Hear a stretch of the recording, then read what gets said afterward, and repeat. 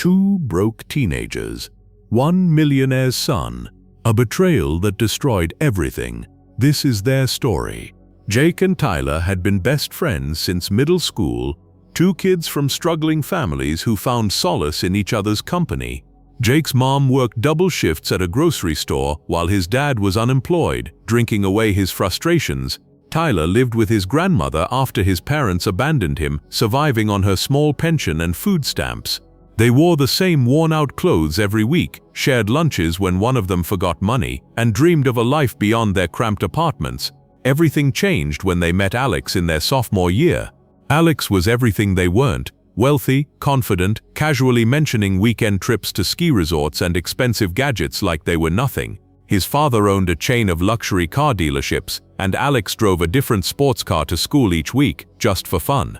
At first, Jake and Tyler genuinely liked Alex. He was funny, generous, and didn't seem to judge them for their circumstances. But slowly, the friendship became toxic. Alex would casually offer to pay for expensive dinners, concert tickets, or shopping trips, always with a smile that felt slightly condescending. "Don't worry about it, guys. It's nothing," he'd say, waving off their protests.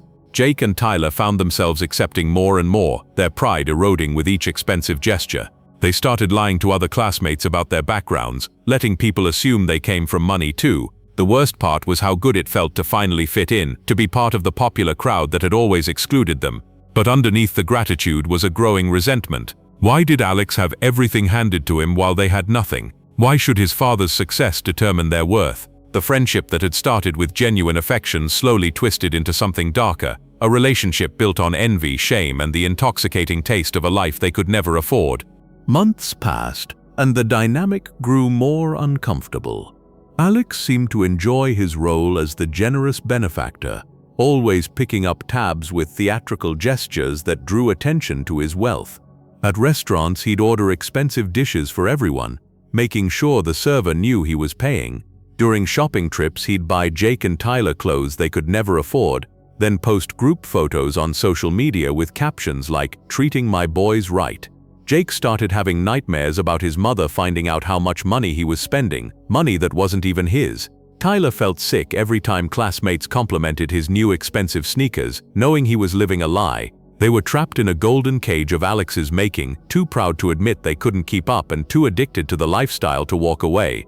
The breaking point came during Alex's birthday party at his family's mansion. Jake and Tyler stood in the marble foyer, surrounded by classmates from wealthy families, feeling like imposters in their borrowed luxury.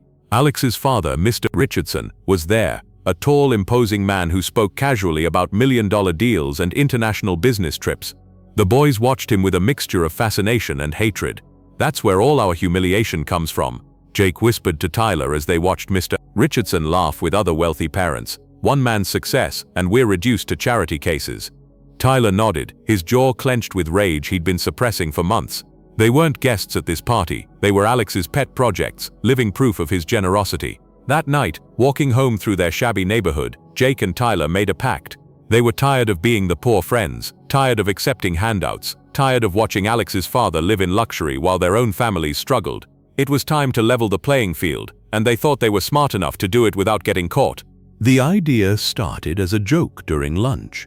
"What if we just took some of that money he throws around so casually?" Tyler said, half laughing. But Jake didn't laugh.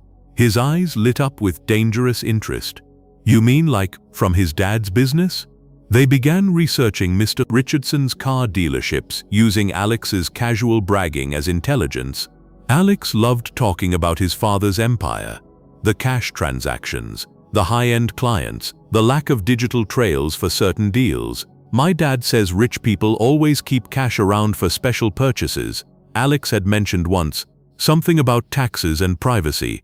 Jake and Tyler filed away every detail, every casual comment about security systems, business hours, and where Mr. Richardson kept his personal office safe. They spent weeks planning, convincing themselves they were Robin Hood figures, redistributing wealth from someone who wouldn't even notice. "He spends more on wine in a month than our families see in a year," Jake rationalized. Tyler nodded eagerly. "We're not hurting anyone. We're just taking what should have been ours anyway." The plan was simple: use Alex's trust to get information about the dealership's security, wait for a weekend when the family was out of town, and take just enough cash to change their lives without raising suspicion. They'd finally be able to afford the lifestyle they'd been faking, to stop being charity cases, to hold their heads high among their peers. They felt brilliant, invincible, like they'd discovered the perfect crime. Alex continued treating them to expensive outings, unknowingly providing them with more details about his father's business operations. Every generous gesture now felt like intelligence gathering. Every expensive meal felt like payment for services they were about to render themselves. Neither Jake nor Tyler stopped to consider the real cost of what they were planning, not just the legal consequences, but the moral weight of betraying someone who, despite his flaws, considered them genuine friends. Jake and Tyler became masterful manipulators, turning every conversation with Alex into a reconnaissance mission. They asked seemingly innocent questions about his father's business, feigning interest in entrepreneurship and success. Alex, flattered by their attention, shared freely about the dealership's operations, security measures, and his father's habits. "Dad's old school," Alex bragged during one of their expensive dinners. "Keeps a safe in his private office for cash deals. Says banks ask too many questions about large transactions." Jake and Tyler exchanged meaningful glances, their hearts racing with opportunity and guilt. "That's so smart," Tyler replied smoothly. "Successful people always have backup plans." They learned that Mr. Richardson traveled frequently for business, that the dealership had basic security cameras but relied mostly on its reputation and location for protection. Alex even showed them photos of his father's office during a casual tour of the main dealership, pointing out the expensive art and the antique safe behind the desk like it was just another trophy. The manipulation extended beyond information gathering. Jake and Tyler started subtly encouraging Alex's more obnoxious behaviors, pushing him to be more generous, more flashy, more dismissive of money. They wanted to build a case for their resentment, to justify what they were planning. "You're so lucky, man," Jake would say with calculated envy. "Must be nice never worrying about money." Alex would respond with exactly the kind of privileged attitude they needed to fuel their anger, but the constant deception was taking its toll. Jake started having trouble sleeping, lying awake thinking about their plan. Tyler became increasingly irritable, snapping at his grandmother and struggling in school. They were so focused on their scheme that they were losing sight of who they used to be. Two decent kids from difficult circumstances who had found genuine friendship in each other. The line between planning and obsession blurred as they refined every detail of their heist, convinced they were too smart to get caught. The opportunity presented itself perfectly when Alex mentioned his family's upcoming trip to Europe, 2 weeks visiting relatives and touring luxury hotels. Dad's always paranoid about leaving the business, but Mom finally convinced him to take a real vacation. Alex said over another expensive dinner that Jake and Tyler could barely stomach anymore. They had everything they needed: the security codes Alex had carelessly mentioned, knowledge of the dealership's layout, and most importantly, a 2-week window when the Richardson family would be thousands of miles away. The plan had evolved from a desperate fantasy into a detailed operation that felt inevitable. Jake stole tools from his father's abandoned workshop: wire cutters, a small crowbar, and a flashlight that wouldn't draw attention. Tyler researched the dealership's neighborhood, mapping escape routes and identifying the safest times to approach the building. They felt like professional criminals, their teenage arrogance blinding them to the reality of what they were attempting. The night before the heist, they sat in Tyler's grandmother's kitchen, going over the plan one final time. His grandmother was asleep, unaware that her grandson was about to throw his life away for money that wouldn't even solve their real problems. "After this, everything changes," Jake whispered. "No more being the poor kids, no more handouts from Alex." Tyler nodded, but something in his eyes looked uncertain. "What if we get caught?" he asked quietly. Jake's response was pure teenage bravado. "We won't. We're smarter than they think." Neither of them considered that intelligence and wisdom are very different things, or that their desperate need to escape poverty was leading them towards something far worse. They shook hands that night, sealing their pact with the naive confidence of teenagers who thought they understood the world. Tomorrow they would cross a line that would define the rest of their lives, though they had no idea how completely it would destroy everything they thought they were fighting for. Saturday night, 2 a.m., Jake and Tyler approached Richardson Luxury Motors with hearts pounding and hands shaking. The dealership looked different in the darkness, more imposing, more real than it had seemed in their fantasies. Security lights cast harsh shadows across the parking lot filled with cars worth more than their family's annual income. The first sign of trouble came when Jake's stolen tools couldn't handle the dealership's upgraded security system. The codes Alex had mentioned were old, changed after a recent break-in attempt they hadn't known about. What should have been a clean, quiet entry became a desperate, messy struggle with alarms and reinforced locks. Tyler managed to force a window, cutting his arm badly on the glass. They were inside, but everything was wrong. The office layout had changed since Alex's casual tour. The safe wasn't where they expected it to be. Blood from Tyler's wound was dripping onto expensive carpets, leaving DNA evidence they were too panicked to consider. When they finally found Mr. Richardson's private office, the antique safe that Alex had described was gone, replaced by a modern digital system they had no hope of cracking. Desperation made them reckless. They ransacked drawers, scattered papers, searched frantically for any cash they could find. The small amount they discovered, maybe $3,000 in petty cash, felt pathetic compared to the massive risk they were taking. That's when they heard the security car pulling into the parking lot. The night watchman, making his rounds earlier than usual, had noticed the broken window. Jake and Tyler had maybe 30 seconds before discovery. They grabbed what cash they could find and ran, Tyler's wounded arm leaving a blood trail that would make them impossible to track down. They escaped that night, but they'd left behind fingerprints, blood, and security footage that clearly showed their faces. The easy money they'd dreamed of had become a nightmare that was just beginning. Within 48 hours, Jake and Tyler's world collapsed. The security footage was clear enough for facial recognition, and Tyler's blood provided DNA evidence that made denial impossible. But the worst part wasn't the police investigation. It was watching how their crime destroyed innocent people around them. Alex returned from his family vacation to find his father's business vandalized and his trust in humanity shattered. The boy who had been so generous, so eager to share his privilege, now looked at every friend with suspicion. "I told them everything," he kept repeating to his parents. "I trusted them with everything." The guilt of being betrayed by people he'd tried to help would haunt Alex for years.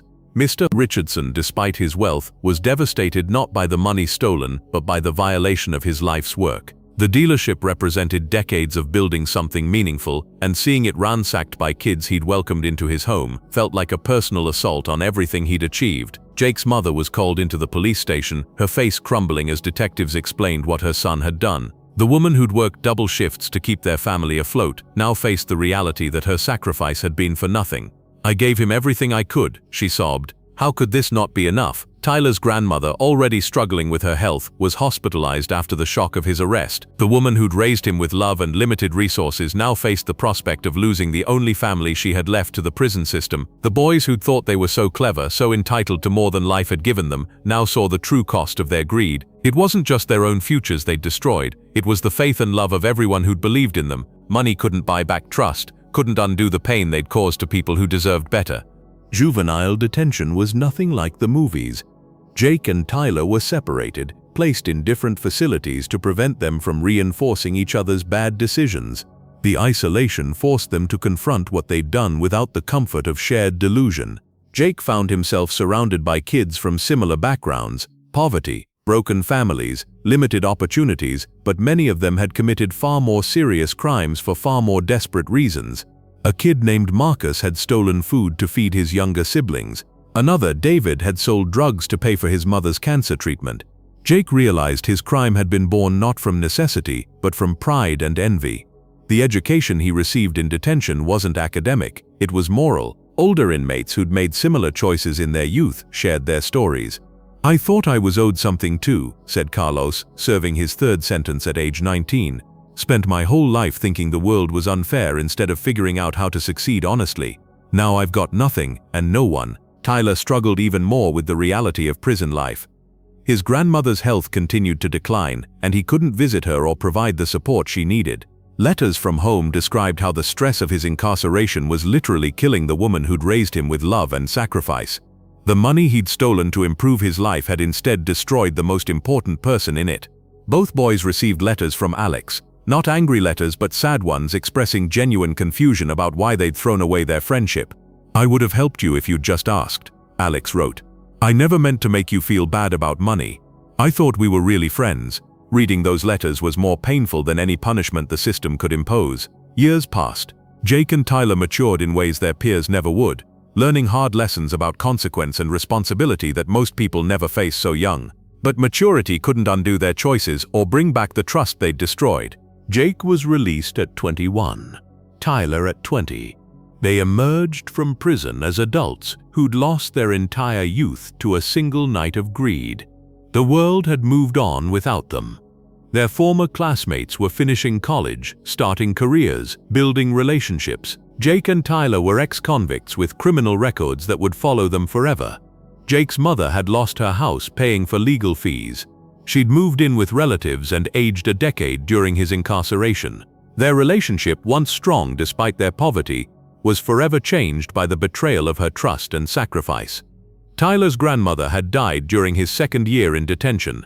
He'd been allowed to attend her funeral in shackles, surrounded by family members who looked at him with disappointment and shame. Alex had gone to college, then started his own business separate from his father's dealership. The experience had made him more cautious but also more empathetic. He'd started a scholarship fund for underprivileged students, trying to address the root causes of the crime committed against his family. He never spoke to Jake or Tyler again, but he'd learned from their friendship in ways that made him a better person. Employment was nearly impossible with their criminal records. Jake found work in a warehouse, making barely above minimum wage. Tyler worked construction, his dreams of easy money replaced by the reality of hard, honest labor that paid just enough to survive. They lived in the same neighborhoods they'd grown up in, but now they were marked as criminals rather than just poor kids. The money they'd stolen, less than $3,000 split between them, had bought them nothing. Instead, it had cost them their freedom, their futures, their families' respect, and their friends' trust. They'd learned that there are no shortcuts to success, no easy paths out of poverty, and no amount of money worth sacrificing your integrity. Jake and Tyler never spoke again after prison. The friendship that had survived poverty couldn't survive the shame of what they'd become. They were living proof that sometimes the price of wanting more than you've earned is losing everything you actually had, including yourself. The lesson: greed doesn't discriminate by age or circumstance. When you betray trust for money, you don't just lose your freedom, you lose your soul. The courtroom was packed with everyone whose lives Jake and Tyler had shattered. Their expensive lawyer, paid for by mortgaging Jake's mother's house, couldn't change the facts. 2 teenagers had committed armed burglary, left DNA evidence, and caused thousands in damage while stealing a relatively small amount of money. Alex testified as a witness, describing how he'd trusted the defendants with information about his family's business. His voice cracked as he explained how their betrayal had changed him from someone who loved helping friends to someone who couldn't trust anyone. "I thought we were really friends," he said, looking directly at Jake and Tyler. "I never thought my generosity would be used against my family." Mr. Richardson's testimony was devastating in its simplicity. He didn't ask for harsh punishment or express anger. Instead, he talked about the violation of trust, the damage to his sense of security, and the way the crime had affected his relationship with his son. "Alex blames himself for trusting them," he said quietly. "That's the real tragedy here." The prosecutor painted Jake and Tyler not as desperate kids driven by poverty, but as calculating criminals who'd exploited friendship for personal gain. They didn't steal out of hunger or desperation, she argued. They stole out of entitlement and greed. They believed they deserved what others had worked for. Jake's mother testified as a character witness, describing her son's good qualities and the struggles their family had faced. But her words couldn't erase the evidence or excuse the choice to betray trust. Tyler's grandmother was too ill to attend, another casualty of their selfish decisions. The judge, a stern woman with decades of experience, saw through their tears and apologies. "You had choices," she told them during sentencing. "You chose greed over integrity, theft over honest work, betrayal over friendship. Now you'll live with those choices." Jake received 4 years in juvenile detention followed by adult prison. Tyler got 3.5 years. Their dreams of easy money had cost them their freedom, their futures, and their souls.